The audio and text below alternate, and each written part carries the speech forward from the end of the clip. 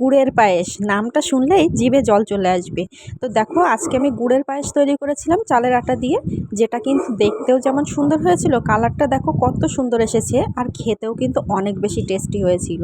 তো ভিডিওটা পুরো দেখার আগে অবশ্যই আমার চ্যানেলটিকে সাবস্ক্রাইব করে নাও। আর দেখো এটা আমি কিভাবে তৈরি করেছি। প্রথমেই আমি একটা হাঁড়িতে 2 মগের মতো জল নিয়ে নিয়েছি, আর তার ভিতরে পরিমাণ মতো লবণ দিয়ে দিলাম। তারপরে দেখো এখানে আমি গুড় নিয়েছি, যেটা আমি খুব ভালোভাবে জলের সাথে মিশিয়ে নেব। আর এটা কিন্তু ঠান্ডা জল হতে হবে, জলটা গরম হলে হবে না। তো এটা রুম টেম্পারেচারের জল ছিল।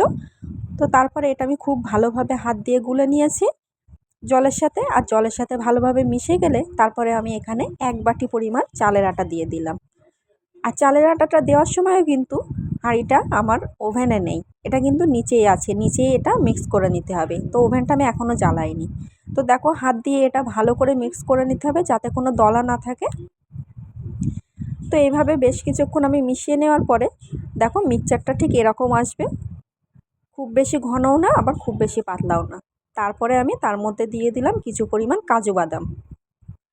আর তারপরে এটা আমি ওভেনে বসিয়ে দেবো, দিয়ে ভালো করে নাড়াচাড়া করে নেবো যাতে করে এটা তলায় না লেগে যায়, তার জন্য কন্টিনিউ এটা নেড়ে যেতে হবে। তারপরে আমি এখানে 2টো এলাচ নিয়েছি, যেটা আমি খুব ভালো করে পিষে নেব। আর দেখো আর পায়েসটা কিন্তু অনেকটাই ঘন হয়ে এসেছে। তো এর মধ্যেই দিয়ে দেব এলাচের গুঁড়ো, আর এইভাবেই কন্টিনিউ আমি নাড়তে থাকবো। তো দেখো এখন কিন্তু পায়েসটা অনেকটাই ঘন হয়ে এসেছে, আর থিকনেসটা দেখলেই বুঝতে পারবে কেমন আছে এখন। তো এই পর্যায়ে আমি পায়েসটা কন্টিনিউ নাড়তে থাকবো। আর দেখো এটা কিন্তু অনেকটাই হয়ে এসেছে। তো এর থেকে বেশি ঘন করা যাবে না, তাহলে কিন্তু আরও টাইট হয়ে যাবে। তো দেখো এরপরে ওভেনটা বন্ধ করে দেব, দিয়ে এটা নামিয়ে নেব।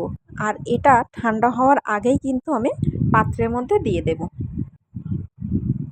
আর কালারটা দেখতে পাচ্ছ কত সুন্দর হয়েছে, খেতেও কিন্তু অনেক বেশি টেস্টি হয়েছিল।